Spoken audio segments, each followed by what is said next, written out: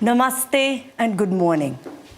I'm so privileged to be leading a discussion on the future of India with those that have been deeply engaged with the India story and continue to drive it.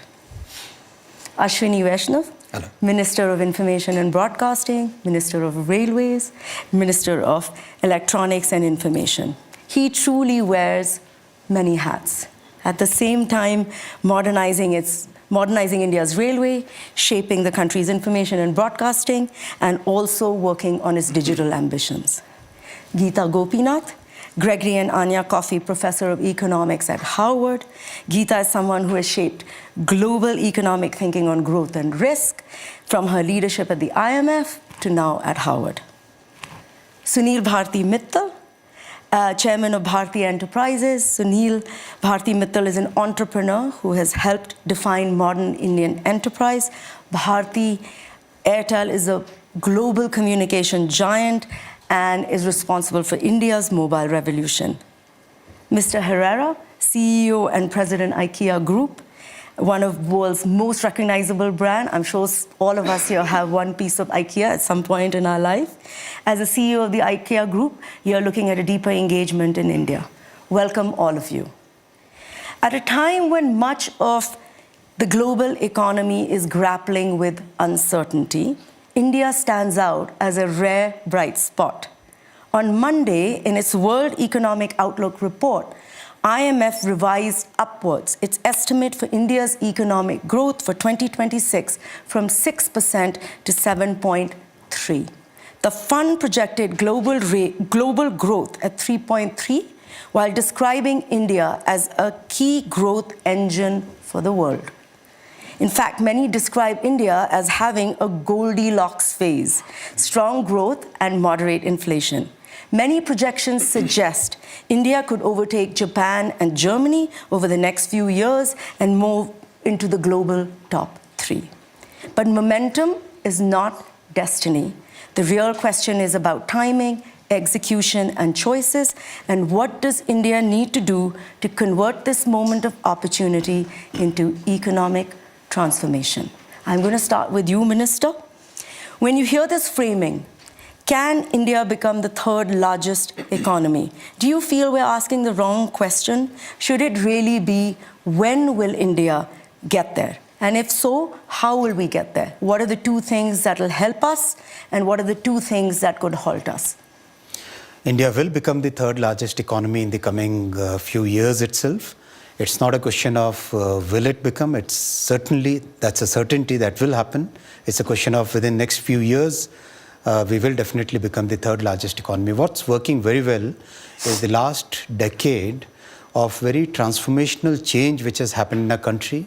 And it's a very well thought through, well defined and very focused execution. It's built on 4 pillars. The pillar of public investment in physical, digital and social infra. The pillar of making sure that the entire society grows along with the growth of the country, so very inclusive growth. Third, the pillar of manufacturing and innovation. Fourth, the pillar of simplification. All this combined with the base of technology that we have put, we can very clearly say that India is going to grow with 6 to 8% real growth and a moderate 2 to 4% inflation and a nominal growth of 10 to 13% with 95% confidence interval in the next 5 years. So that's the kind of growth journey which is there, we can say with a lot of confidence. And what's working very well is that the entire society is seeing the benefit of it. When we look at 540 million new bank accounts opened, when we see 130 million toilets getting constructed, when we see 800 million people getting ration every month, month after month, that shows that the security of the poorest comes as a priority for our government, for Prime Minister Modi ji. And that has helped us bring 250 million people out of poverty. So these two factors, a very well thought through growth path, very inclusive growth, are going to be very good for our country. What's really a matter of concern on our minds is the global debt which is there in the rich world, the huge amount of debt, the mountains of debt in the rich world, how that debt will unravel what will be the impact? We saw yesterday in Japan there was a run on the bonds. So that kind of thing, if it happens on a very large scale, what will be the impact on our country is a matter of concern. Otherwise, everything else is in a very good shape that we will become the third largest economy in the coming years. Okay, so we'll talk a little bit later about what other things that you are doing to insulate us. But now on to you, Geeta. Do you agree with that? Is India's ambition to break into the top three a reality? What's your view? Without a doubt, India will become the third largest economy of the world. It's a matter of a few years. Unless something catastrophic happens, if you just look at the math in terms of India's growth rate relative to Germany and Japan, it would be very hard to see how India would not get there. And based on current projections, India gets there by 2028. Wow. It could be even sooner than that, depending upon how the revision of the GDP numbers happens at the start of this year, I guess pretty relatively soon, what happens with the rebasing. So that is not the challenge for India. The challenge for India is not about becoming the third largest economy in the world. The challenge for India is about raising per capita incomes to higher levels. And indeed, I agree with the minister that substantial reforms have been undertaken. The physical infrastructure build out is impressive. The digital infrastructure build out is impressive. What was done with the goods and services tax, including the simplification recently, extremely helpful. So to keep the momentum going and to keep raising per capita income and getting to the 2047 goal of Viksit Bharat, I think that's the challenge. And that will require keeping up with the steady pace of reforms to get there. But again, a lot of positive developments in India. And very important is the macro stability that you have in the country, not just with growth where it is, but also with inflation being at the low, single-digit numbers. That is a good spot for India. So you have said earlier that the two things that could hold us back, one is land acquisition is a little bit messy, deregulation, and you have said we've not really used our demographic dividend to its fullest. So what are the things that you think we can do to fix some of those? Yeah, I think a little bit messy is probably an understatement. It is a tremendous challenge in India to acquire land, to have clean land titles. And that is a constraint on growth. It is a constraint on manufacturing. Again, there are states in India that are experimenting with techniques that other states can also adopt. I think Andhra Pradesh is doing a good job in finding very creative ways of helping with selling of land, shifting land from being agriculture to commercial land. Land titling, again, pushing on that is important. Judicial reforms, I think, are absolutely critical. That is a very important bottleneck for growth in India, and it's been there. I think people have seen it as a long-standing challenge, but we're not seeing many changes in that front.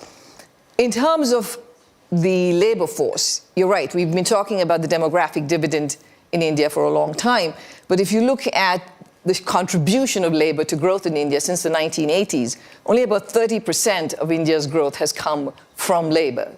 So it is a fairly capital-intensive production structure that India has because of the rules and regulations that exist and the complications of hiring labor. Now, it is a very positive step in terms of implementing the labor laws that were passed by Parliament a few years ago. I think that's great. The states need to take that and go ahead. Raising the limit on the number of workers above which you face higher regulation from 100 to 300 is good. Though if you want to be a part of the big global supply chain, you're going to have to be way more than 300 in terms of the size of the labor force that you have. So pushing on that front is important. Labor market flexibility is critical. On top of that is the skilling of human capital. I think that is a very important part of the solution too. It's not just about the fact that firms aren't creating jobs. There is a mismatch between what jobs can be created and the skill of the labor force in India. So pushing on that front in terms of the level of education and human capital and skilling, super critical. Minister, would you like to come into any of the comments that Geeta has made? Anything you'd like to add? We follow a model of cooperative federalism where the central government and the state governments, we work together to bring out many of the reforms. And some of the reforms which are happening in Maharashtra, in Andhra Pradesh, in Odisha, many of these reforms are now becoming the template for other states to follow. And the labor reforms implementation is a major step. GST simplification, labor reforms, opening the nuclear energy sector to private sector, and reforms in practically every sector. We have two groups of ministers which are working on half the ministries in one group, half the ministries in other group, where we are going down to the procedural reforms, to legal reforms, to every possible reform that we can have. And I'll request all the participants present here, in case you feel there is any particular point which is hampering your growth in India, do come out. We are here to listen to your problems and solve them. We are here to be the catalyst for your growth in India. Yeah. Excellent. Mr. Mittal, you're a pioneer of India's digital revolution. Much of its growth would not have happened without you. You helped build the networks on which we are now growing. What do you think is the next thing we can do to turbo our growth, and what do you think is leashing us? Well, I think India is generally in a great spot. You already heard that it's a matter of numbers, mathematics. We will get there to be number 3. And if I put a spiritual metaphor around it, I would say it's written in the stars. The question is $6-7 trillion for 1.5 or 1.6 billion people doesn't stack up. So we will get to number 3, but we need to get to $25-30 trillion.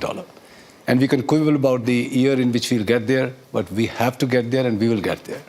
What do we need? My tribe, the business community, needs an enabling environment, need a committed government, needs stable situation in the country. All that is available now. One factor that is coming to challenge our growth that we are currently on is massive competition that has occurred in the world today. US was a huge market for China to grow itself. And they used 20-30 years of that wonderful moment to build their factories, to build their manufacturing bases, go into deep tech, earn a tremendous amount of money to shore up the economy. That opportunity is not available for India.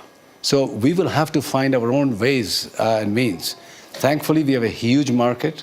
India is a continent of consumers, young people consuming more and more. We will be signing, hopefully, the EU trade deal very soon. Yeah. UK is done, Australia is done, New Zealand is done, UAE is done, many more in the pipeline. But the big one with the US hopefully also gets done soon. We heard from Secretary Lutnick this morning, America must bring everything back to manufacture in America. That's a change. We need to deal with that new shift in the global trading norms that we'll have to deal with. Give us more backing from the government, give us more freedom. We have a prime minister who understands the power of business. He uses the industry and industry players to scale up the country, provide more employment. The PLI scheme that has come out. I never thought during my lifetime India will be a manufacturing destination for electronics or telecom equipment. All that has changed in the last 5, 7, 8 years, just in the last 5, 7, 8 years. Massive amount of exports of Apple phones and many other products are happening now. I remain very, very confident that the energy that I see in India, and now I work in Europe, I work in France, I work in the UK, and I can tell you, we will continue to grow at the rapid clip of 6, 7, 8, hopefully in some years even higher, whereas the world will be settling at 0.5%, 1%, or minus in certain years. We have a good future for us. What can derail us is only the competitive intensity of the world play now that we need to deal with, and that really lies in the hands of the able government, how they deftly deal with the trade deals. Okay, thank you. Mr. Herrera, you've seen India through many, many years, and right now with IKEA on the ground. From a global CEO's perspective, how does the world view India's growth story? First, I have to say that I always make a disclaimer when talking about India. I am emotionally biased with India because we live in the family, my wife and the 2 children, for 6 years. And so I call myself an Indian ambassador in the business community.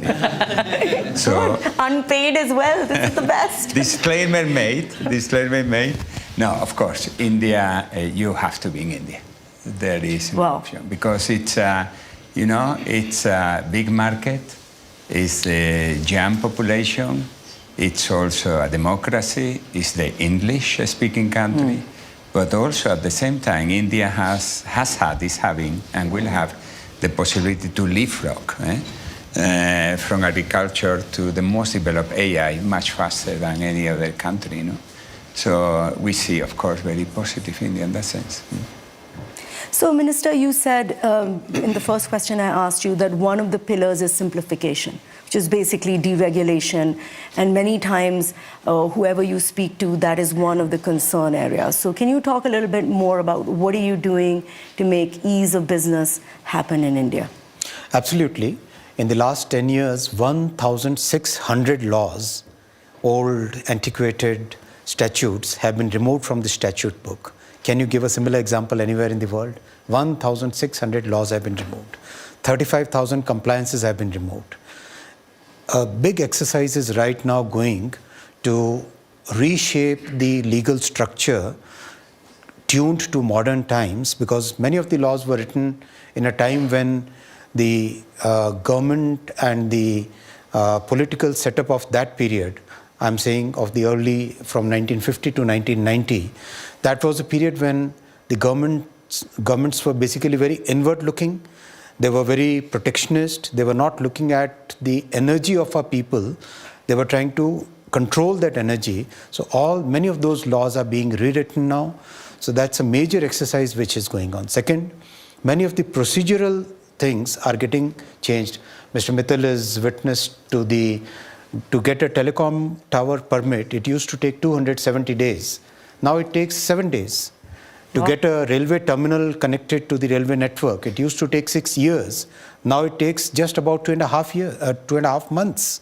So that is the kind of simplification, procedural as well as legal, is happening in the country.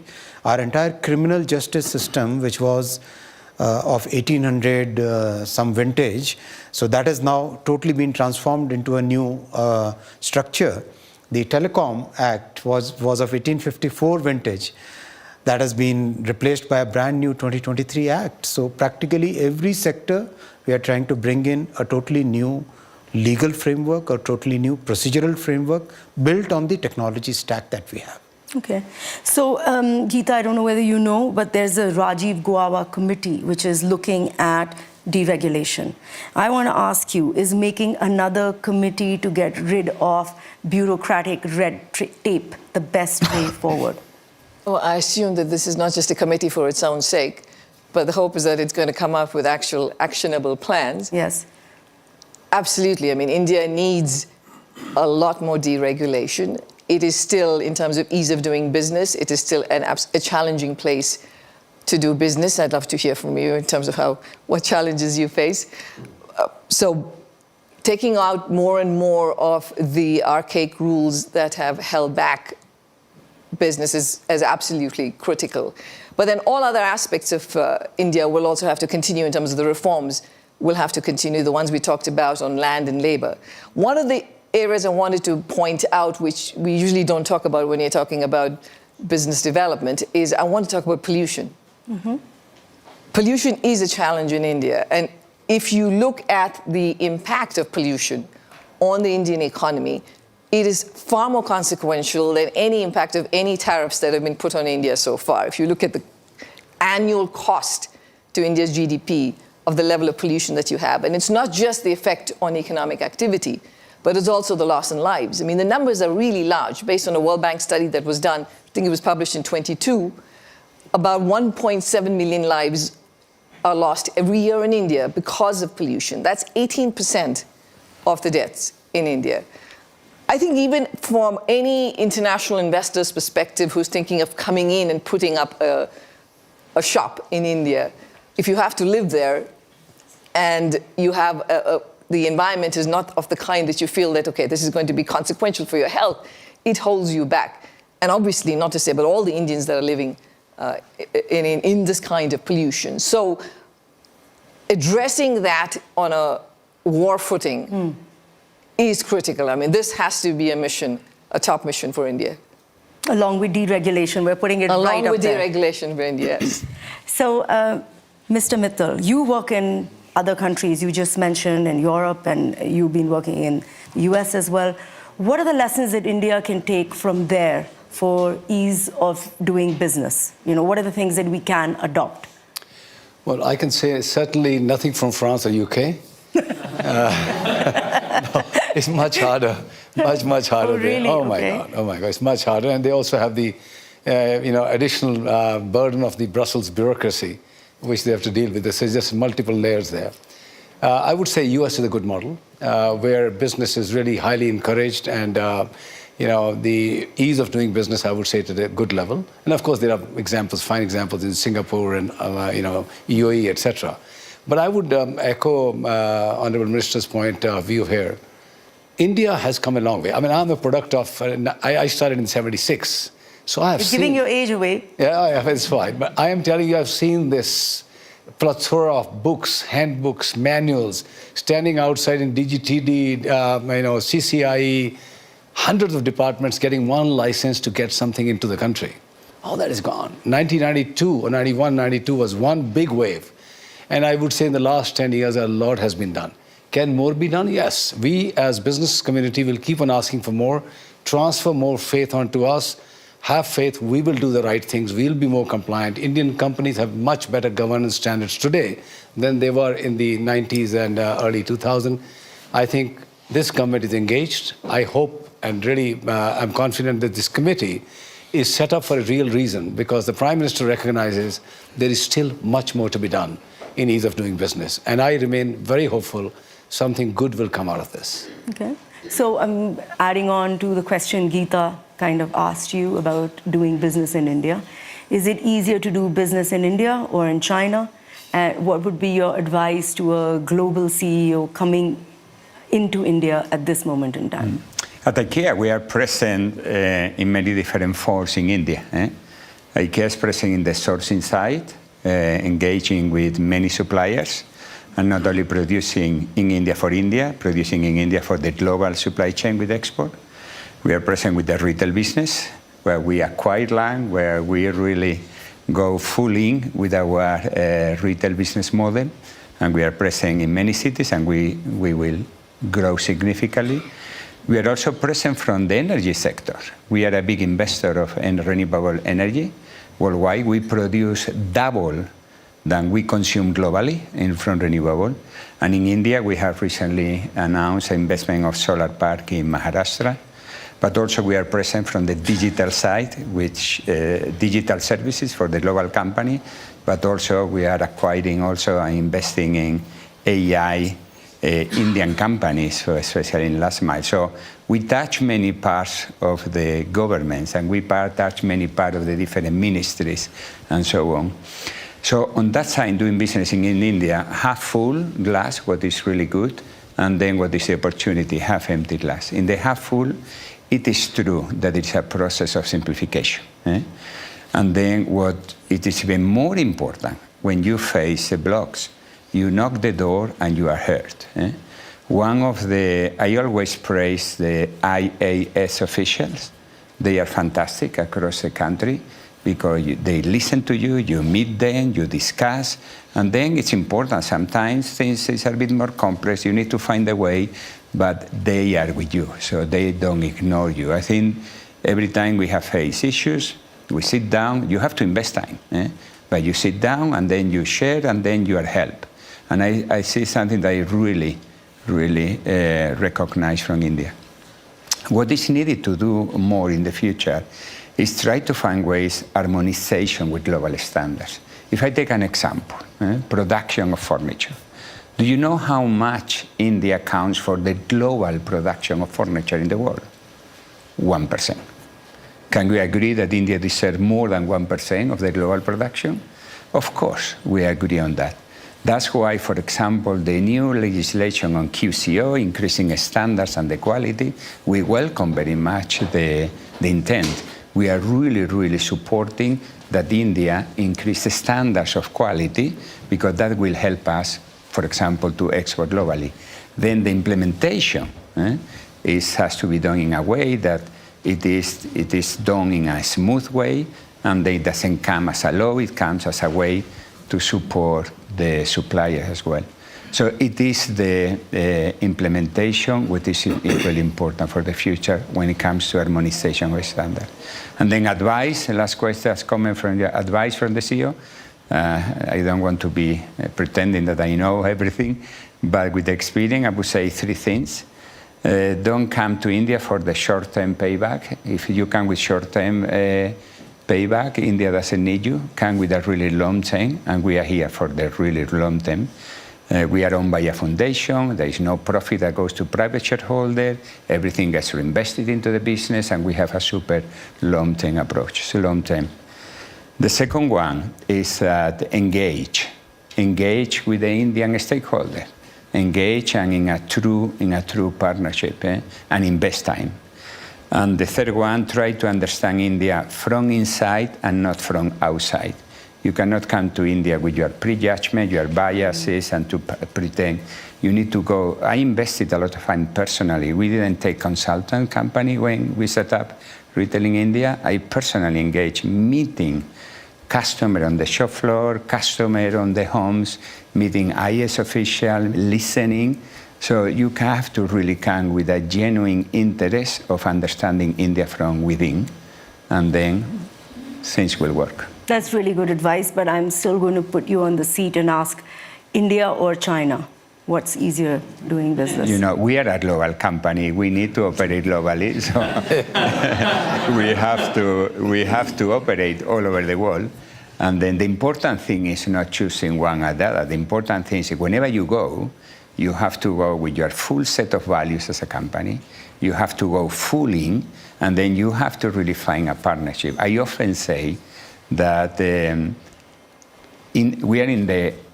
so home is the most important place in the world.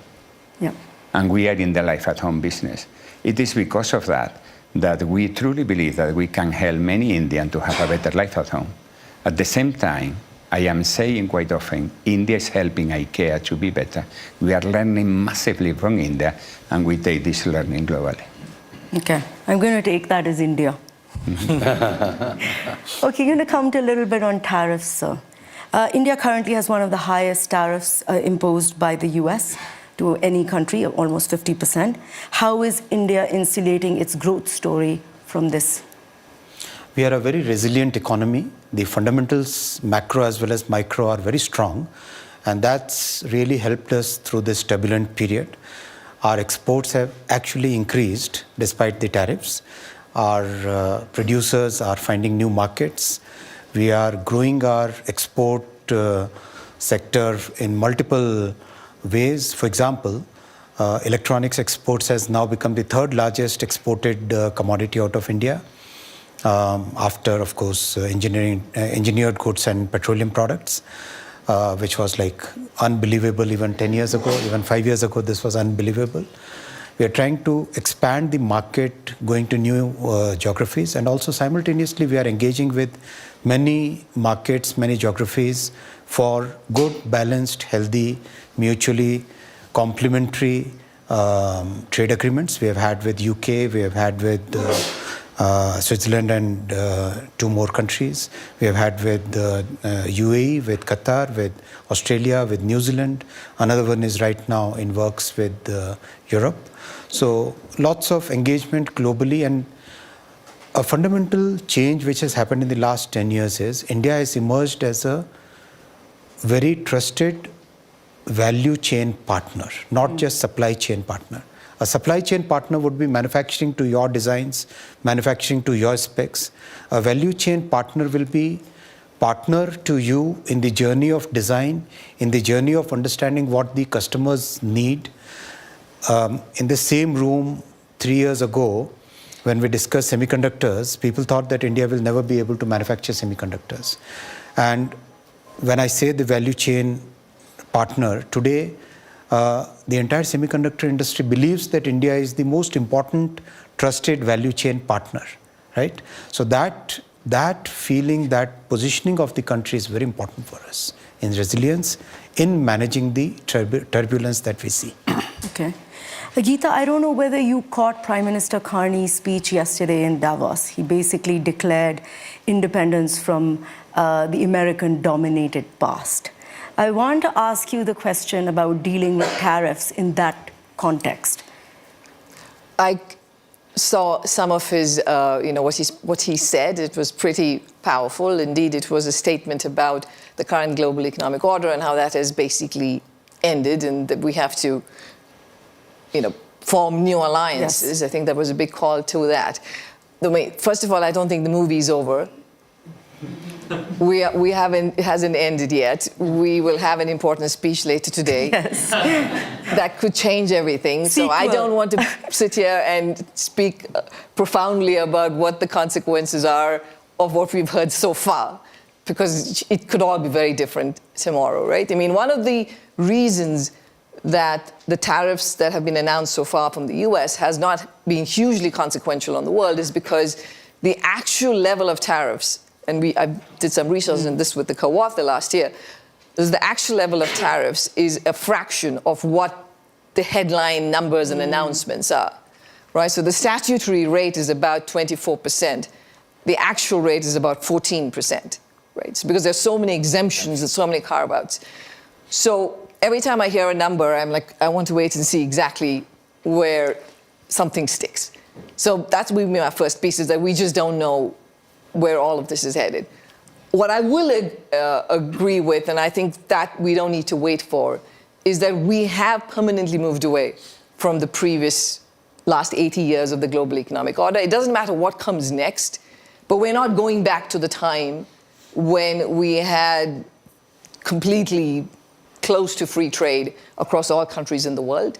I think national security considerations, economic security considerations have become important for good reason, I think, and therefore the pure efficiency-based model of we're going to buy from the cheapest source is not going to happen, and more countries are going to be looking inwards and building up their own shop, especially in sectors that are important for their security. So I think that has changed. There is no one West anymore. There never was a one East. There was always India, there was China, you couldn't talk about a one East. But we used to talk about a one West, there was the US and Europe were always together, and that's not there anymore. So I don't think there is a one West either. That doesn't mean there's going to be a whole-scale breaking up, but we're not going back. This is a shift that's going to last a long time. And like I said, the movie isn't over, so keep watching. So one of the things that the minister said, actually, that they are looking to do deals with other countries and trying to sort of insulate the impact of tariffs. Some people are saying this gunboat capitalism of the US is leading to MEGA, which is make Earth great again, versus MAGA, which is make America great again. What do you think about that? Okay, so firstly, I do want to mention that what we saw in 2025 was that not just India, but China, pretty much every country in the world, found a different market to sell their goods to, or found a different market through which their goods went back to the US, right? I honestly don't think that's a sustainable strategy either. So I don't think we're in a space where this can continue and everybody can have very high levels of tariffs, and India can have 36% tariff rate, and somehow, India would find new markets to send their goods to. There is going to be retaliation. Europe will retaliate to all the flood of goods coming from China. Other countries will too. Maybe India will be concerned about this, a point that Sunil made. So it's not a viable strategy. But what is a viable strategy is indeed having more trade agreements with other countries, which India is doing right now. European Union is doing with Latin America, South America, Mercosur. So those kinds of, I think, agreements, moving on that front is important. In terms of, making Earth great again, are you talking about the fact that we may be moving to something more sustainable, or? Yes, more sustainable, more markets, not dependent on, one country sort of bullying others into their way. I don't know why that becomes make Earth great again. But anyway, I do understand the sustainable part. So, I think a lot of things have taken a bit of a backseat, and sustainability has taken a bit of a backseat. There is an inherent momentum in it that I think will continue in many parts of the world, including in India. That momentum exists. But if you look at what the trajectory could have been if the US was also a part of all of the climate activity, that would have been a much more stronger transition path. But that said, again, I think that train has left the station. I do think, and it's not just about sustainability, and it's not just about the environment. For many countries, it's energy security. Instead of having to rely on fossil fuel imports, if you can rely on sunshine in your country and use that to produce energy, it's good for your economic growth. It's good for job creation. So I think that will continue. Among the risks that the planet faces are climate-related risks, so that's not going away. There's a lot of distraction right now, but we still have to deal with weather-related shocks. So one of the things that Geeta said, and you've mentioned as well, is uncertainty. I mean, she's saying you have a headline, they say a particular tariff, but she still waits to see what is the effectiveness. You have dealt with uncertainty and very challenging situations. What would be your advice to CEOs in India and around the world that are dealing with this kind of a challenging situation? In the end, you have to make yourself stronger to get the best deal. I mean, we have seen how China was not pushed back by the US the way they wanted to, and they quickly backed off. We have to make ourselves big. I think one great advantage that we have is we are a market for everybody in the world. It's 1.5 billion consuming, hungry, young Indians taking more products, more services every day. It's also producing for the world now. It will have a tremendous amount of leverage with many other parts of the world to have the right deals. 83% approximately of the world trade moves away from the US between everybody else. I don't think so it'll ever come to that you will not trade with the US, but if it becomes completely untenable in terms of tariffs and all that, the world will react.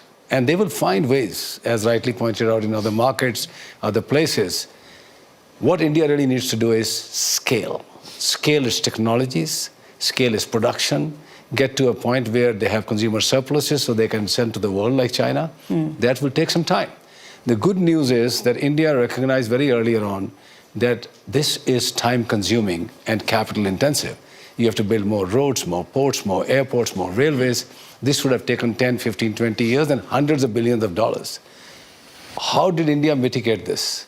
They quickly recognized, I would say, credit to the government and the Prime Minister, get a digital highway in place of world order, the best. Provide enough energy to fire it, because there's no point having a digital highway with no energy. These two things were taken on a priority, very high priority. And on that, you dropped a digital stack to connect everybody for banking, for health services, for everything else. This has provided us cushion to wait for the hard infrastructure that is being built up in the manufacturing, in the real hard infrastructure. And you can see year after year after year, India is getting stronger. My own belief is eventually India will get a fair deal, even from the US. I remain confident. Okay. So how have the tariff tweets affected your assessment of doing business in India? Because you source and you have a marketplace as well. Yeah, no, we have a big global supply all over the world. And then building on Gopinath, the trade is like water. If you close something, the water will find another way. But then the point here is that the point I'm building on you, Mittal, the point is that I think there is too much noise now on the here and now and the short-term impact. And we are putting too much energy as a society on mitigating the pain. I strongly agree with you that these are the times, these are defining times. These are the times where you can build a new competitive advantage, where you can leapfrog as a company, as a country. Let's take one example where we are heavily investing and at the same time we are advocating. Is the marriage in between sustainability and affordability. We are investing in circularity. And you know, the more you invest there, the more you can secure, A, is good for the planet, B, is good for the wallet, because many people today are struggling. So day 2 of the month, almost the whole money is gone. So it's good for the people, but also it builds independence. Independence not only in energy, but on trade. What does it take that India produce with the waste that is created in India? Because if you have that approach, you start to depend less on global trade. And the same will happen with other countries. So we need to find win-win opportunity where we really decide not to put the money in mitigating the pain, but putting the money in really leapfrogging as a competitive advantage. And I think India is one of the countries where we can. India has proven. India impressed me. I was living in India when the Aadhaar card identity got implemented. More than 900 million people got it overnight. The election, 900 people voted in 1 month with no disruption. Doesn't happen in other countries. And then the interface payment, the demonetization. So India has proven that when things come together, it can really leapfrog significantly. Okay. So what does it take that India now takes the opportunity to really be the leader on sustainability and affordability, because it comes with these three big benefits? Yeah, I have 4 minutes, and I do want to get into AI, so you will have to keep your answers a bit short, so that I can, give everyone a chance on this. Right now, the AI race seems to be between the US and China. Do you read that correctly, or does India have a place in this race? India is making very significant progress in all the 5 layers of AI stack. We have already become one of the largest AI-based services provider to the world. Entire IT industry has pivoted from software services to AI-based solutions. The second layer, the model layer, our stack of sovereign models is progressing very well. We must understand today that 95% of the work can be done with a small 50 billion parameter model. You don't require a trillion parameter model to do the things that you need in your day-to-day life and in your enterprises. Our focus on semiconductor industry, the third layer, is very strong. We are investing $70 billion in the fourth layer, the infrastructure layer, and energy, which is the fifth layer. We have opened it up. They opened the entire energy sector, the nuclear energy sector, to private sector, so that we can have a sustainable, clean energy for the AI world. Geeta, AI is affecting jobs in coding and call centers, which is very big for India. Do you think we can make this pivot like the minister is suggesting? It will take directed, conscious effort to make that switch happen. It's not going to happen very quickly. Indeed, business process outsourcing, for which India was a big beneficiary of, that is going to be impacted by AI. These call centers, as you mentioned, coders and coding in general, are going to be heavily affected. Now, India does have the plus that it does have a good digital infrastructure, which it continues to build on. It has a lot of skilled engineers in an IT sector that supplies the world, so that gives it a good holding. But we're going to have to find ways of coming up with new kinds of jobs. That, again, comes back to the original point about skilling up the workforce, making sure that they are able to benefit from AI. In terms of, if you look at the statistics about how much is India exposed to AI, how much of India's labor force is exposed to AI, it's about 26%. The average for the world is 40%. That's just a reflection of the fact that still a very large number of Indians work in agriculture, right? So that transition has still not happened. Productivity in agriculture has not gone up enough to push people out of agriculture into industry and into services. So that transition is still ongoing. So there is less exposure to AI in that sense for the entire labor market as a whole. But like every country in the world, I think this is going to be an important challenge. India is already capital intensive for the reasons that I mentioned earlier. If we end up with services also becoming capital intensive in India, then there is going to be a problem with enough job creation. And here, labor market flexibility is, again, super important. So we just have a few seconds, but I want to get into it because you offered Perplexity free to your entire mobile network, right? I want to ask you what your view on AI is, because we are offering pervasive access to our market to foreign AI players. How do you see that? Yeah, I think India will find this very frugal ways of getting to AI development side. I think we have the minds, we have the brains, and as the minister rightly pointed out, there will be new models which will not require $1 trillion commitment. but maybe tens of billions of dollars. India will do that parallelly. As user of AI, we have now injected in various form factors in our business. Spam is one. Billions of messages, billions of calls from protecting our customers from fraud. Our whole network, from design to management, is run on AI now. Agentic AI is pervasive all over. Yes, some call centers are getting affected, and some different jobs will need to be found for those. But as a country, I would say India is well positioned to make good use of AI for its productivity, automation, and improvement in the economy. I'm sorry, I'm completely out of time. I'm not going to be able to give you the question on AI. I'm going to conclude. I think this has been a very good news session. I think everyone agrees that India is a force for good, and it's written in the stars. And I hope that this Goldilocks fairy tale has a happily ever after. Thank you very much, all of you.